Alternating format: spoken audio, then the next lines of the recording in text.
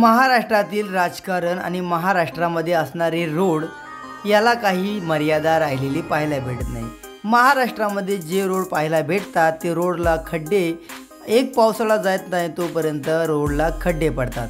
तर कधी कधी रस्त्यावर चिखलाचं साम्राज्य पावसाळ्यामध्ये पाहायला भेटतं।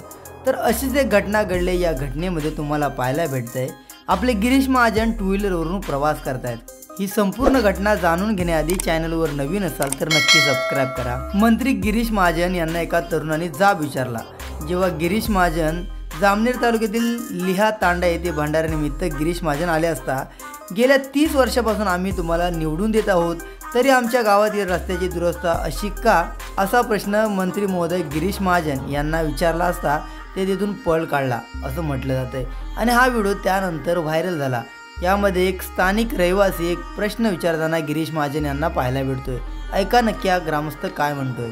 गिरीश भाऊ महाजन, गिरीश भाऊ महाजन।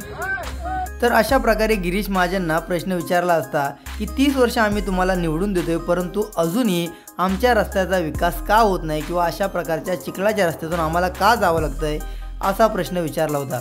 परंतु गिरीश महाजन तेथे थांबायला तयार नव्हते। त्यानंतर ते एका टू व्हीलरवरून पुढे जाताना पाहायला भेटतात।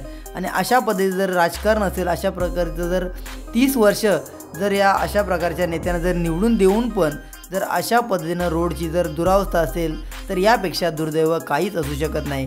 तर या संपूर्ण प्रकरणावरती तुमचं काय मत नक्की कमेंट करा।